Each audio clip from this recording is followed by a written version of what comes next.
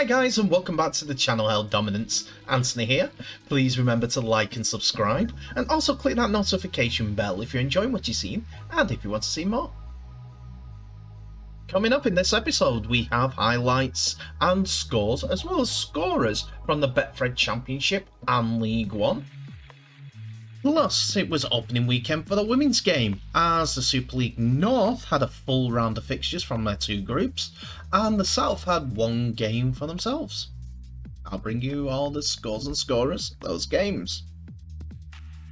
So we begin with the full round of results, scorers, and some highlights of the Betfred Championship, as round 11 came to a close with some interesting results. So, let's begin. Friday evening was the first game that we saw in round 11 of the championship, as London were beaten at home by Newcastle 52 points to 22. This game saw the try scorers for Newcastle, a hat-trick for Noakes, 2 for Eves, and Day, Croft, Sa'e, and Bailey all getting a try apiece. Shorrocks kicked 8 goals.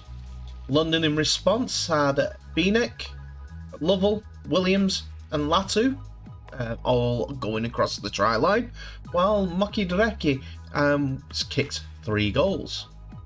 We then jump to Sunday, where we see the rest of the fixtures apart from Monday night's fixture between Batley and Lee, more on that later, when Barrow beat Workington 26 points to 12. Barrow had a try apiece from Carter, Forster, Johnston, Creswell and Towell for their scoring, as well as 2 conversions and a penalty by Carter, putting the game to bed. Barrow were without Jared Samet at this point, as he was away with Malta for an international game. Workington had Tate and Simons for their tries to thank, and Forber kicked over 2 goals. Bradford were next on the scoring, on the fixtures, as they came up against a tough York side who were in form, and Bradford were defeated 20 points to 6.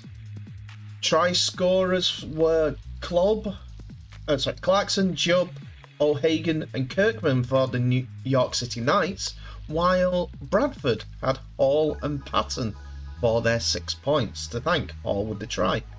Ellis kicked over 2 goals for the York City Knights for their 20 points.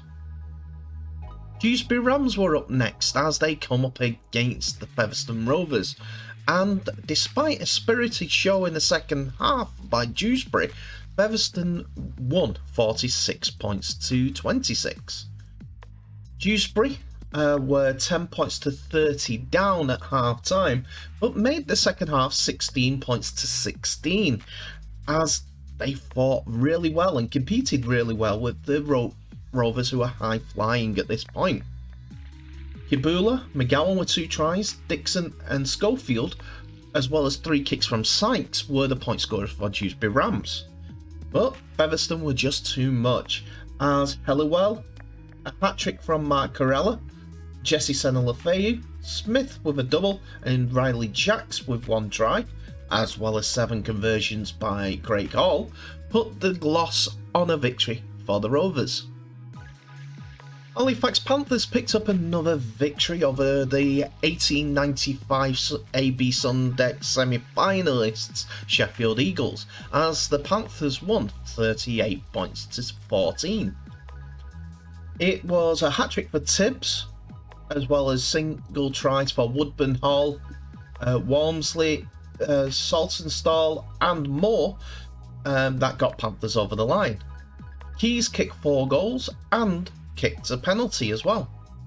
Sheffield had Jones, Bishops, Wellham and Johnson for their tries in the second half, as well as 1 conversion from Farrell. The second half was 14 all, as Halifax Panthers ran out 24 points to 0 leaders in the first half. And the final results that we'll cover is Widnes Vikings 56, Whitehaven 16. The current managerless, coachless Widnes Vikings put on a storming display in the second half after being 24 points to 6 in the lead in the first half and won the second half 30 points to 10. For Widnes, they had Fozzard, who scored a hat-trick, Wild, Farnworth, Lyons, Edge, Field, Tyra and Roby all got a try apiece. Tyra scored 8 goals as well when kicking for the extras. Whitehaven had tries from Martin, Dixon and Barron to thank for their 16 points, as well as 2 goals from Williams. This means that the current league table sits like this. Featherstone sit pretty top of the table with only 1 draw out of their 11 games, as well as 10 wins. Lee Centurions are second place with 9 wins from their 10 games, as well as 1 defeat. York City Knights have a game extra played and also have 9 wins. Halifax Panthers have started to get on the roll and are in 4th place, while Batley Bulldogs are in 5th place. Barrow Raiders, Sheffield Eagles, Bradford Bulls, Widnes Vikings and Newcastle Thunder finish off the teams that are on 5 and 6 points, 6 wins respectively, while the bottom floor sees Whitehaven, Dewsbury, London Broncos and Workington Town finish off the bottom places. This is how the league stood before the Lee Centurions game against Batley Bulldogs, which we are going to cover through highlights as our Monday Night Rugby League continues on Premier Sports. So let's get into that. So it's Monday Night Rugby League highlights that we're going to go through now. Not all of them, but most of them, the most important ones, as we bring you Batley Bulldogs home game against Lee Centurions. The Lathers visit the Bulldogs in second place, and the closest team in the league table to Featherstone Rovers. Rovers being the only unbeaten side in the division this year, while Batley Bulldogs sits 5th and could go 4th with a victory. Another team watching on with a gleeful little playful work is York City Knights, as they tweeted, "If Batley beat Lee Centurions 177-0 tonight, we go second. Watch the live action on Premier Sports TV kicking off at 7:45. I enjoy little playful banter like that, but anyway, here are the teams. For the Bulldogs, Perry Whiteley is in for Alistair Leake, who misses out due to injury. Michael Ward is on the bench and will make his 250th appearance in Rugby League if he comes on this evening.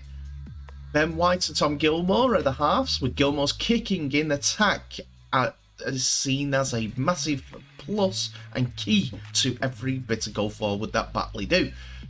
Johnny Campbell on the wing is in fine form, as he has 9 tries in 6 games so far this season. For the Centurions, no Blake Ferguson yet, but he's at the ground. But it means that Christian Inu and Keenan Brand are on the wings. It is Mellor and Reynolds at halfbacks, with Nakubuwe making his appearance from the bench after recently signing from Australia.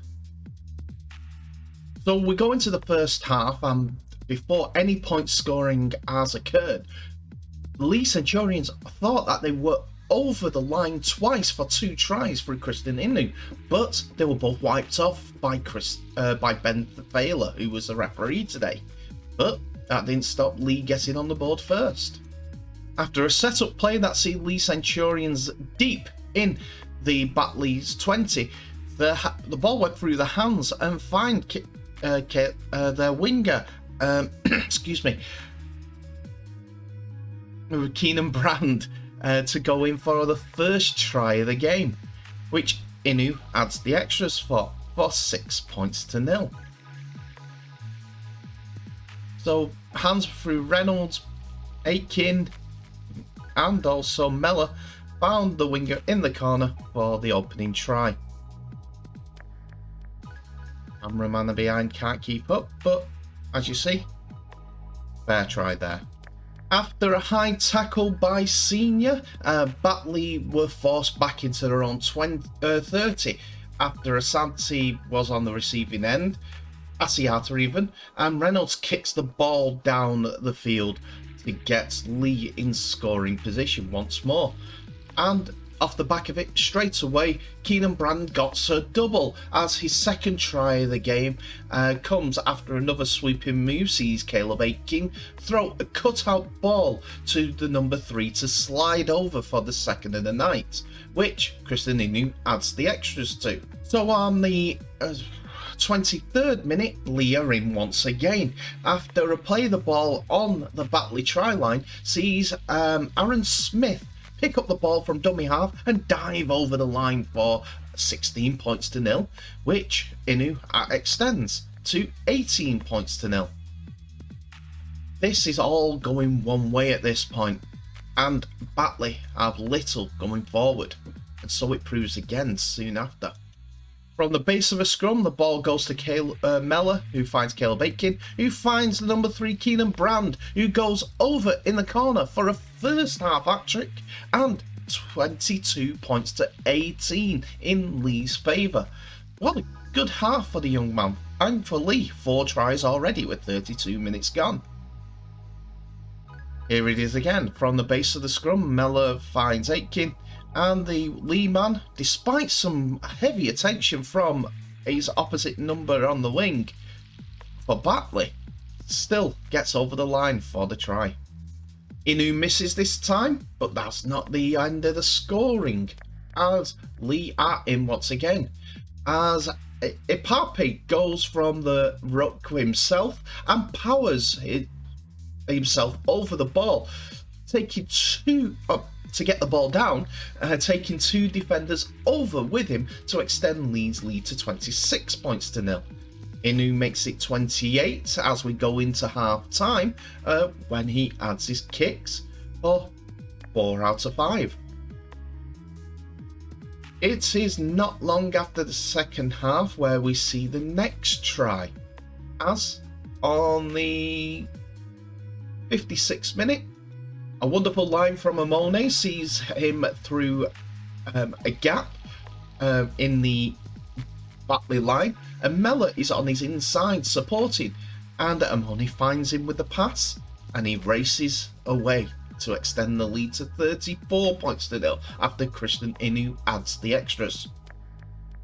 On the 58th minute, it's a try for Joe Wardle as Lee go in once again. Reynolds dummies and he looks to dive over himself, but he's held on his back. Wardle is on his shoulder and takes a pass and just falls over the line for the try, which Inu makes it 40 after his conversion is successful once again. That's 6 in 7 for the big man. Lee go in once again after a set-up play in the middle of the field.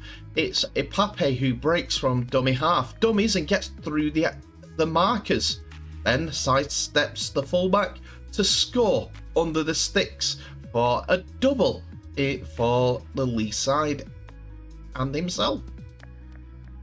Christian Inu gets the ball underneath the sticks and kicks the extras to extend Lee's lead to 52 points to nil. Let's have a look at that try again. He just breaks through the markers, big gap, and uses his pace to get through the fullback, and the chasers gave up because the big man's not going to be stopped. Look, big gap through the markers, too bothered about the dummy. And that's the final points of the game, as Lee Centurions run out 52 points to nil victors at the Bulldogs. But what did York City Knights social media have to say about it? Maybe not then.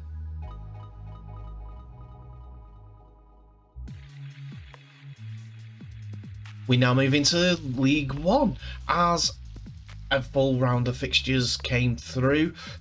Well, as much as they can because of the 11 teams being in the league. Midland Hurricanes have the week off. So, let's get into the results and some highlights as well. Now let's get on to those round 8 results.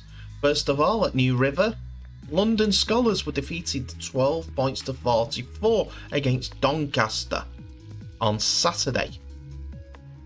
The Scholars ran in 12 points in the first half with Bell, Small and 2 conversions by Lyon that saw them close up the scoreline to 14 points to 12 at half time. Doncaster though had other ideas as they ran in 30 unanswered points in the second half. All the points were scored by a hat-trick from Smeaton.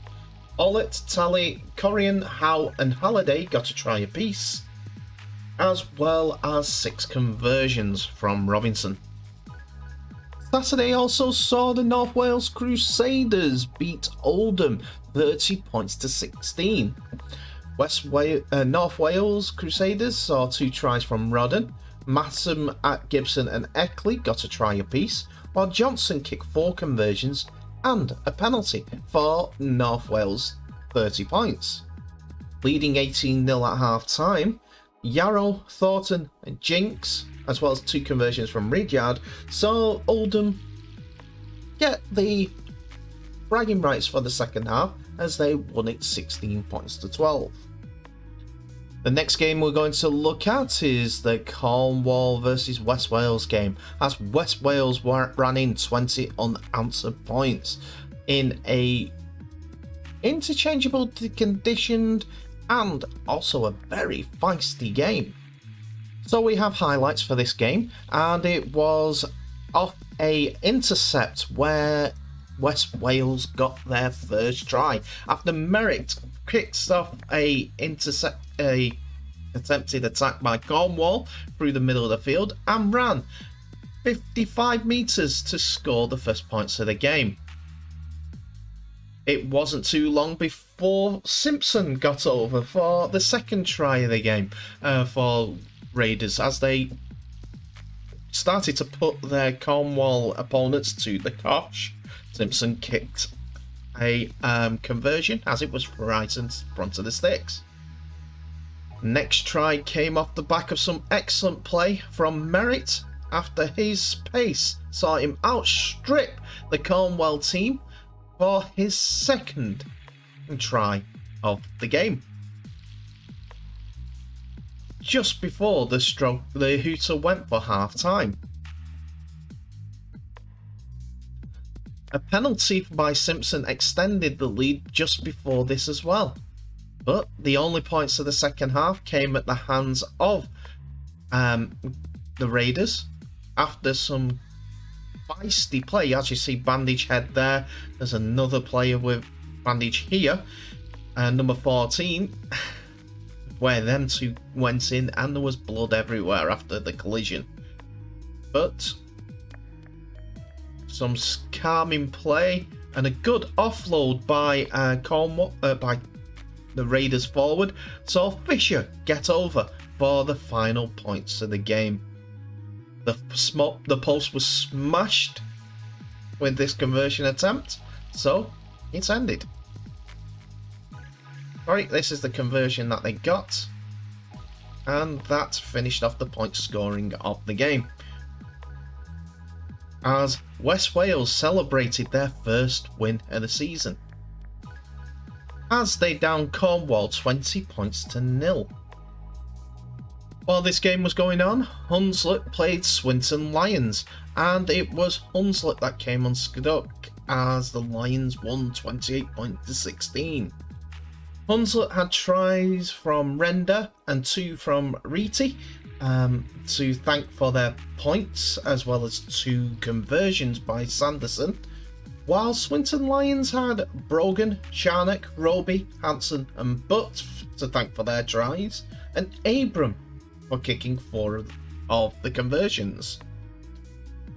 It was 6 points to 18 at half time, but 10 all in the second half. And the final score of the weekend for League One saw Keighley beat Rochdale 40 points to 16. In a game that was only going to go one way, Rochdale put a good fist of it open in the first half, as they were only trailing by 2 points, 12 points to 10. Keighley's tries came from Feather, Roebuck, Graham, 2 from Agoro, who's been in brilliant try-scoring form of late, and Miller scored a try, 5 conversions, and 3 penalties for Keighley's 40 points. Rochdale had Tyra, Sheridan, and Killen to thank for their tries, as well as 2 conversions by Sheridan. So as it was Midland Hurricanes' weekend off, they still sat in 8th place. But North Wales Crusaders and Keighley Cougars continue to roll on as the 2 unbeaten sides in League One. North Wales Crusaders are top as they have played 1 game more. Rochdale Hornets come third despite their defeat against North Wales with 6 wins from their 8 games. But Swinton Lions were a game behind, are only a win behind as well. Doncaster are in 5th, while Hunslet, Oldham, the aforementioned Hurricanes, and Westworld Raiders, who got their first win of the season, carried on to being the only teams with a win this year. It was disappointment for Cornwall, coming out losers against the Raiders, but they are second from bottom. But the bottom place now goes to London Scholars, with no wins from their 7 games. Now we come on to the Betfred Women's Super League results and scores, plus some highlights from one of the games, as the teams kicked off their new season this weekend. Earlier in the week, the sides came together, all 12 of them, in a photo shoot at Langtree Park in St Helens to unveil the new season as well as the new Super League Women's Trophy. Teams involved are from St Helens, Wigan, all the way through to teams like Barrow Raiders ladies who joined the competition, as well as Leigh Miners Raiders ladies. The league had been split up into 2 groups, with these 5 fixtures opening the weekend up. And the first game that we're going to look at is the first game in the list in Group 1, as we see St Helens face Wigan for the first time this year. The Saints kicked off their campaign against Wigan at Langtree Park, as all the games this year are scheduled to be played in the stadium, and Saints got off the best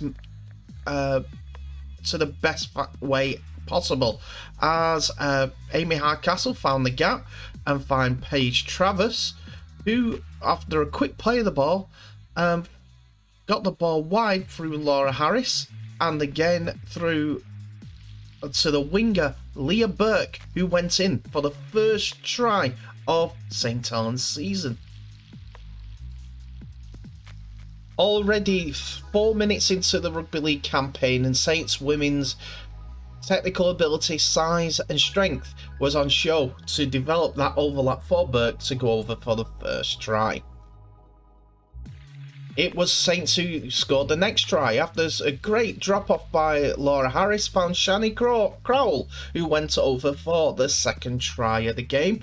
And after Harris had already kicked the conversion for Burke's try, she kicked over Crowell's as well for a 12-0 lead against their local rivals. Saints came again not long after, and initially going down the right wing, it was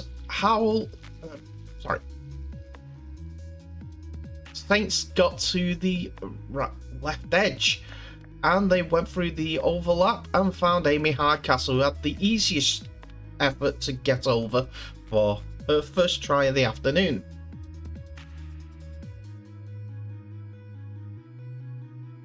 Cunningham and Travis at the heart of everything that Saints do, and Hardcastle had the easiest way to get over the try line, untouched.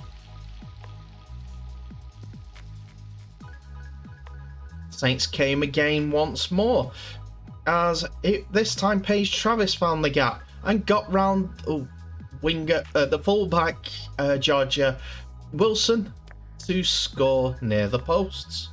Saints were getting further and further away from Wigan Warriors, and now 22 points to nil up after Harris kicked over another conversion. Good running of the angles, finding the gaps from Cunningham, but Paige Travis had enough power and strength and speed to get round her England colleague to score. Then Saints attacked from deep once again, going into the 30-minute mark. And the Wigan defence was caught out wide again. After an inside ball for Amy Hardcastle, she had the power to run through the Wigan defence and score right to the posts before ducking back inside and scoring underneath the sticks for her second try of the game. It was just fantastic pace and strength that got Hardcastle over. A great inside ball, Cunningham at the heart of everything again that Saints do well going forward. Don't get me wrong, she's involved in the defence as well, but her England teammate seems to get more of the props due to the scoring and the effort. Then it's Shani Howell who gets on the scoring, as she gets her first try for Saints since a move across from Yorkshire, which Harris adds the extras to push the score out to 34 for the Saints side.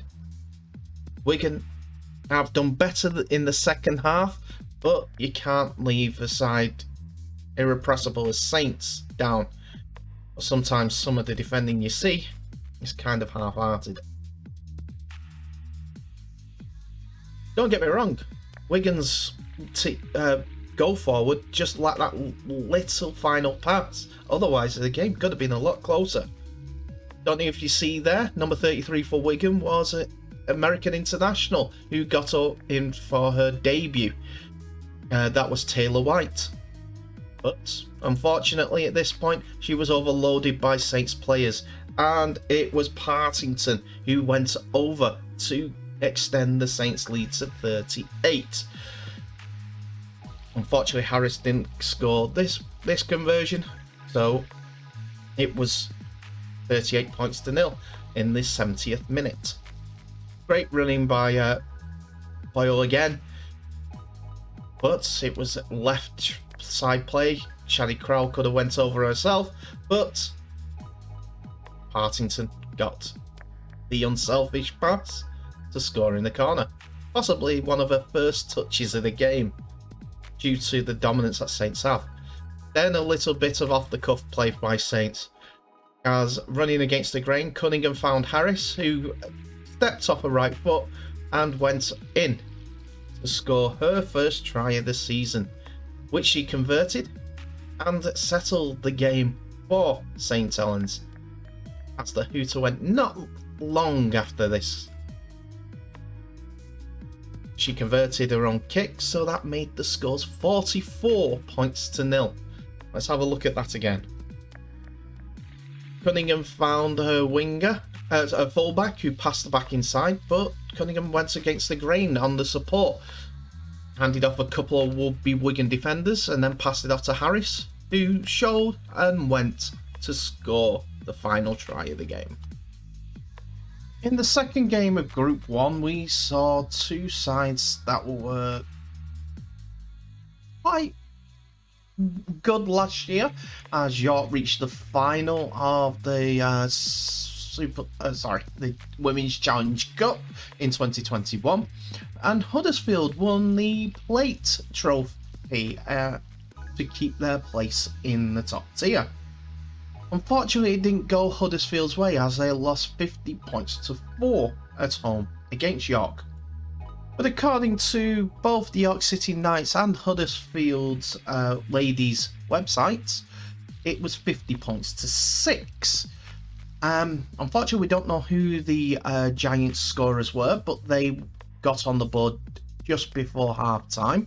But either side of that half-time hooter, the first half was dominated by York City Knights. Emma Kershaw and Olivia Wood were the try scorers, as Kershaw got 2, while Tara Jane Stanley kicked 3 from 3. In the second, for a 16 points to 6 lead at half-time to the Knights.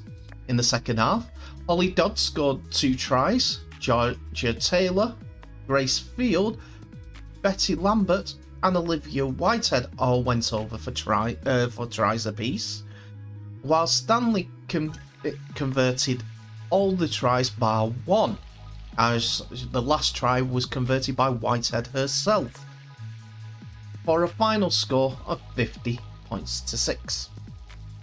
We go through the try scorers for Group 2 with the first game, Barrow Raiders ladies versus Warrington Wolves, as Warrington ran out 32 points to 6 victors. Now, Georgia Sutherland opened the try scoring, which was followed by Michelle Davis scoring the second try, but Davis was unfortunately unable to convert either tries for an 8-0 lead before Barrow scored their first ever Super League try through Sammy Norman, which was converted by Jodie Liverland. Fern Davies scored Warrington's third try of the half, and Michelle Davis was able to convert the try. This was a 14 points to 6 halftime scoreline. Then it was all Warrington. Georgia Sutherland got her second and Davis converted, which was followed by another conversion, this time for Charlie's McGraw's try. Davis was able to convert another Warrington try for the final points of the game also, as they ran out 32 points to 6 victors. Lee Miners Rangers beat Wakefield for 28 points to 14. It was Grace Morley who got the first try for the Lee Miners Raiders, but unfortunately we don't have much more information on who else were the try scorers during the game. We do know who scored the tries for Wakefield after Leonie Lawson, Abby Price and Saskia Lewis all got on the score sheet. Then Bradford 0 versus Featherstone 30.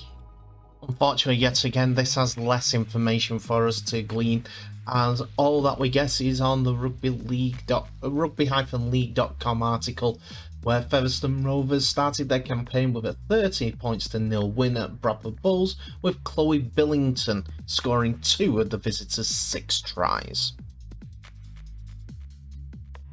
There was a development squad outing for the Army Rugby League, as their B-side were defeated off the London Broncos 22 points to 12 in a warm-up ahead of next week's Betfred Women's Super League South game against Cardiff Demons.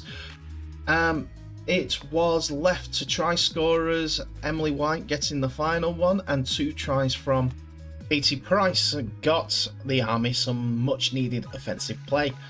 Don't have much information from the Broncos side, as it was a development friendly game, but hopefully we'll see more from them during this new 2022 Super League South season. Well, that's it for another episode, ladies and gentlemen. Thank you so much for watching. Please remember to like, subscribe and share this video worldwide, as we need to get the word out for Rugby League, as we need more supporters to grow this fantastic game of ours. I do wish the women's game was a bit more social media savvy.